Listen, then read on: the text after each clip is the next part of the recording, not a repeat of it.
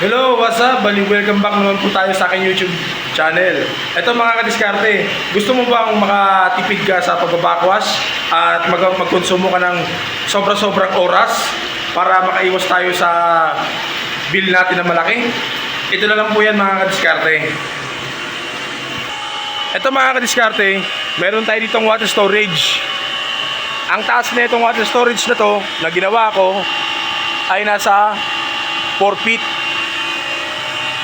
Tapos meron naman tayo dyan sa taas na ginawa kong DIY na water filtration.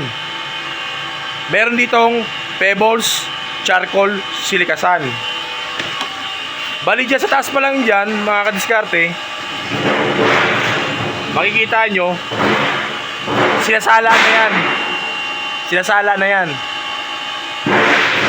Tapos ang finished product nya, eto na, dyan siya tumutulo. Yan pa, mas lalo pang magiging malinis at malinaw ang tubig ninyo. Meron pa tayong dalawang nakaabang na pre-filtration, dalawang multimedia. Ang size niya po ay 10x54. Ang laman po niyan mga high-grade elements. Kaya kung gusto niyo malaman ano ang high-grade elements, i-comment nyo na lang po dito. Kaya kagaya nito po mga kadiskarte, nakikita nyo ang pagbabakwas natin, napakalinis na po yan. Puting-puti na po yan. Ganito po ang pag ako nagbabakwash. Malinaw na siya. Wala siyang kadumi-dumi. Ayan o, mga kadiskarte. Ayan. Dahil nga po yan sa ginawa kong DIY na water filtration. Ayan po. As meron pa tayo nakaabang na dalawang multimedia. Kaya makikita mo naman mga kadiskarte, itong mismo mga sediment filter natin, hindi siya bugbog sarado. Ayan naman o, napakaputi pa. Ilang weeks na to, mag-iisang buwan na to, ganito pa rin ang itsura. Ang deep well, ano ko po, ang source ko po ay deep well.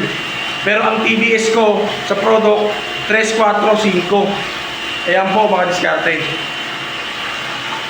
Kaya sana po, meron po kayong konting natutunan sa akin. Huwag niyong kalimutan na subscribe at pindutin ang notification bell para ma-update ko sa aking video. Nabubulo tayo mga kadiskarte. Ayan lang po. Tsaka kasi nakakatipid tayo sa mga oras na pagpapakwash. Imbis na nagbabakwash tayo ng mga 15 minutes, 10 minutes, sa akin bakwash lang ng 5 minutes, okay na. Bakwash na 5 minutes ulit sa fast range, okay na. Kaya hindi tayo nagagastos masyado sa napakalaki-laking bill sa kuryente. Kasi nga yan sa mga ginagawa natin na pag-upgrade. Kaya sana po meron po kayo matutunan. Maraming salamat po sa mga nag-subscribe tsaka nanood nito. Kung may natutunan po kayo, meron po kayo comment, paki-comment na lang po sa baba. Maraming salamat po.